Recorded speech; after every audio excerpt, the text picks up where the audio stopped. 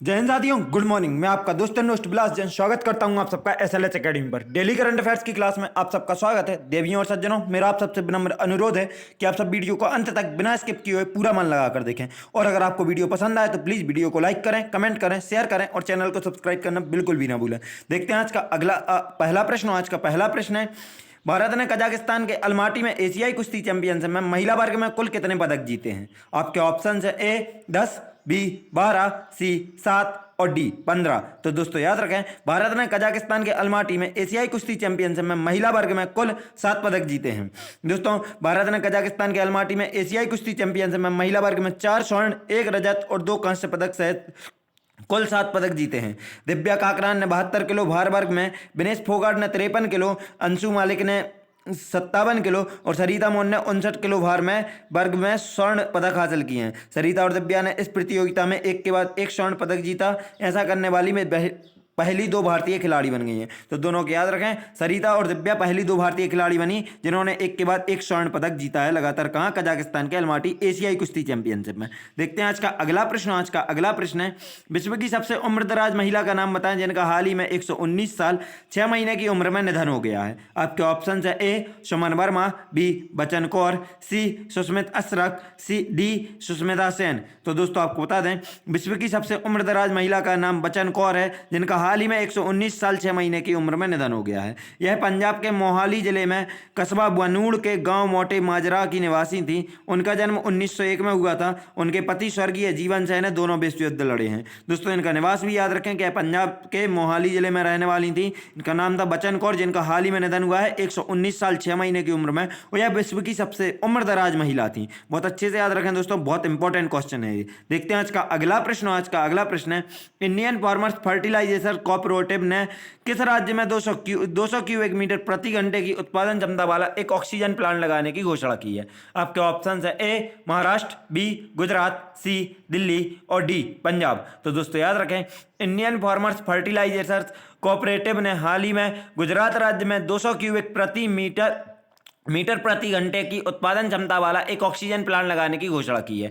इस प्लांट से अस्पतालों को ऑक्सीजन मुफ्त में दिया जाएगा। इस कारखाने से तैयार होने वाले एक ऑक्सीजन सिलेंडर में 46.7 लीटर ऑक्सीजन होगी। दोस्तों नजर डालें गुजरात की तरफ, तो आपको बता दें गुजरात की स्थापना 1 मई 1960 को हुई थी। गुजरात की राजधानी गांधीनगर, मुख्यमंत्री विजय रूपाणी तथा राज्यपाल आचार्य देवव्रत हैं। दोस्तों गुजरात भारत की सबसे लंबी तटरेखा वाला राज्य है। मतलब भारत का ऐसा राज्य जिसकी समुद्री सीमा सबसे अधिक है वह है गुजरात। इसकी समुद्री सीमा कितनी है दोस्तों? तटरेखा 1600 किलोमीटर। साथ ही दोस्तों आपको बता दें, कपास, मूंगफली, नमक तथा दूध का सबसे बड़ा उत्पादक राज्य है कौन? गुजरात। तो आपको याद रखना, कपास, मूंगफली, नमक तथा दूध का सबसे बड़ा उत्पादक राज्य गुजरात। साथ ही तंबाकू के उत्पादन में दूसरे स्थान पर है।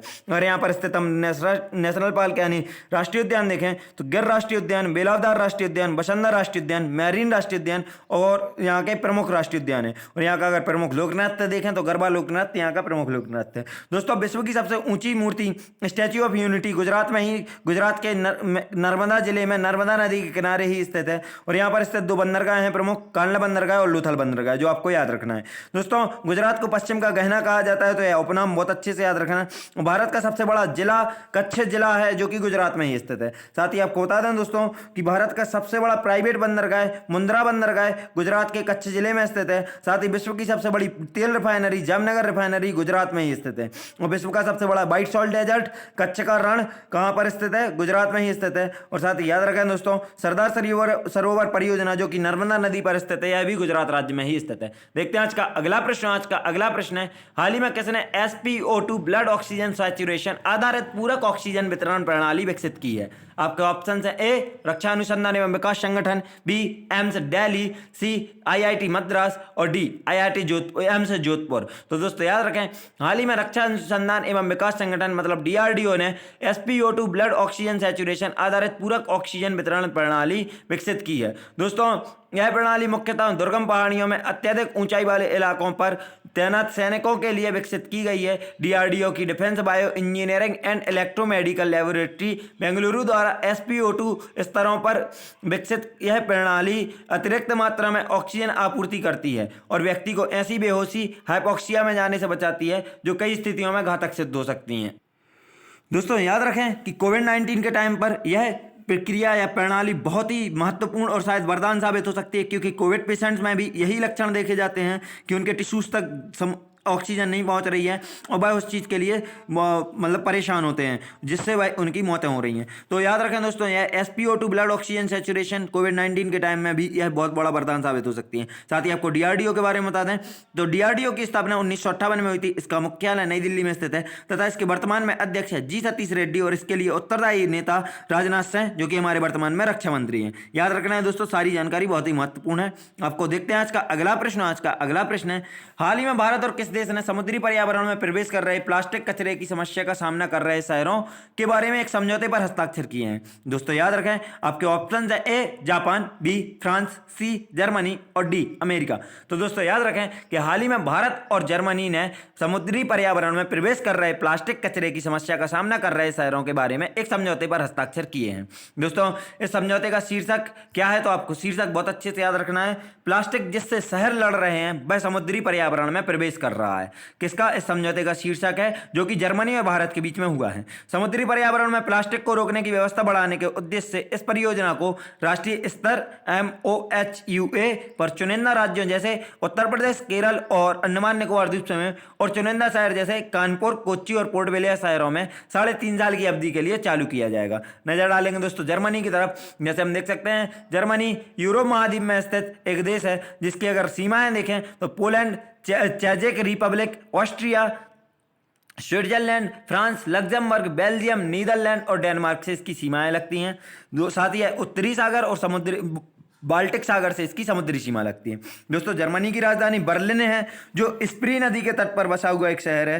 दोस्तों जर्मनी से रिलेटेड और ज़्यादा फैक्ट आप याद रखना कि जर्मनी और फ्रांस की अगर प्राकृतिक सीमा पूछी जाए तो बॉस्जेट पर्वतमाला जर्मनी और फ्रांस की प्राकृतिक सीमा बनाती है। जर्मनी के में एक और फॉरेस्ट माला है, मतलब पर्वतमाला है, ब्लैक फॉरेस्ट पर्वतमाला, जो आपको याद रखनी है, क्योंकि यहाँ से ब्लैक फॉरेस्ट पर्वतमाला से निकलती है एक नदी, डैन्यूब नदी, जो जाती है कहाँ पर, दक्षिण की ओर बहती है, काला सागर में गिरती है। लेकिन इसकी खासियत क्या है कि डैन्यूब नदी विश्व की एकमात्र ऐसी नदी है जिसके किनारे 5 देशों की राजधानी बसी है। तो अगर आपसे पूछा जाए ऐसी कौन सी नदी है जिसके किनारे पर या जिसके तट पर 5 देशों की राजधानी बसी हुई है, तो वह नदी है डैन्यूब नदी, जिसका उद्गम है कहाँ, जर्मनी में ब्लैक फॉरेस्ट पर्वतमाला से।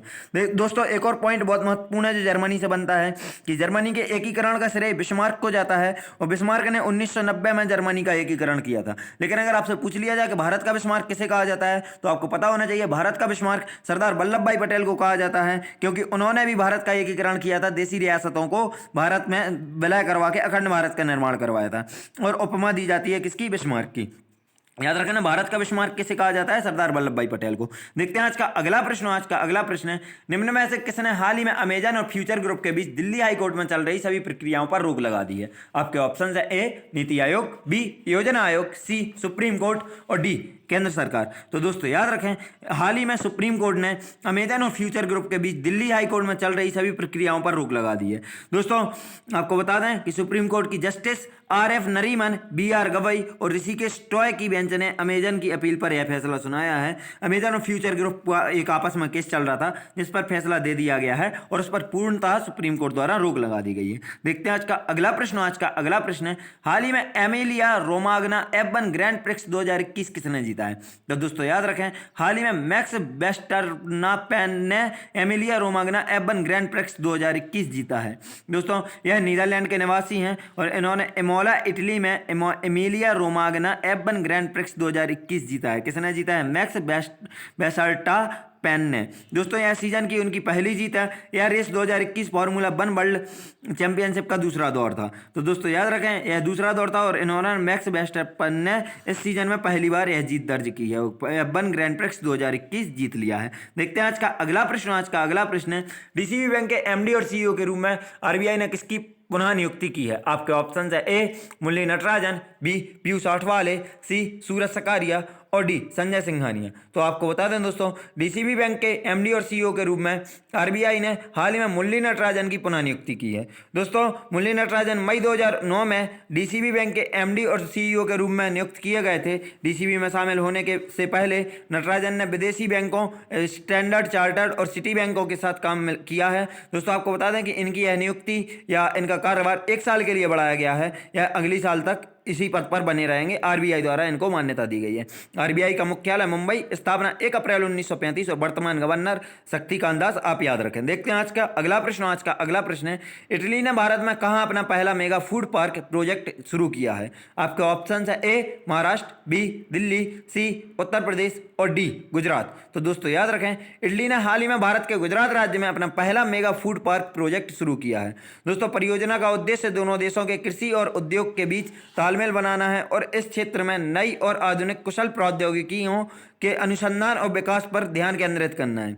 यह पहली इतालवी भारतीय खाद्य पार्क परियोजना है। तो दोस्तों याद रखना है आपको कि पहली इतालवी भारतीय खाद्य पार्क परियोजना कहाँ स्थापित की गई है? गुजरात में, जो खाद्य प्रसंस्करण क्षेत्र में एक पहल है जो भारत और इटली के बीच साझेदारी के स्तंभ के रूप में कार्य करती है। दोस्तों नजर डालेंगे इटली की तरफ तो आपको बता दें कि इटली की राजधानी रोम है, जो कि टाइबर नदी के तट पर स्थित है। यह भी यूरोप महाद्वीप का एक देश है।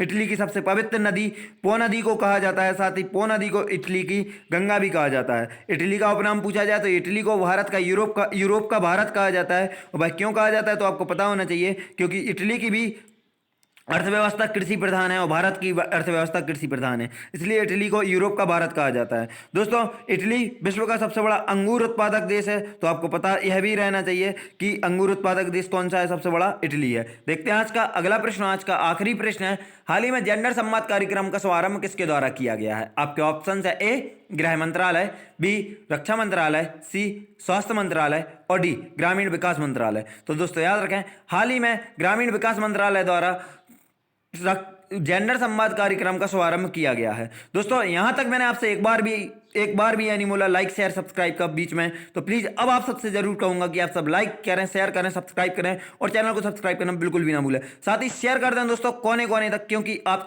खुद देख सकते हैं 12 मिनट हुए हैं सिर्फ अभी, और मैंने आपको 2 देश और 1 राज्य के बारे में तो पूरी जानकारी दे दी, साथ ही 10 क्वेश्चन सॉल्व करवा दिए हैं। तो प्लीज आप लोग शेयर करें और लाइक करने में कंजूसी ना करें। अब देखते हैं दोस्तों डिटेल्स। यह DAY NRLM और IWWAGE के बीच एक संयुक्त पहल है। जेंडर संवाद कार्यक्रम का मुख्य उद्देश्य DAY RLM के तहत लिंग संबंधी हस्तक्षेपों के बारे में जागरूकता पैदा करना था।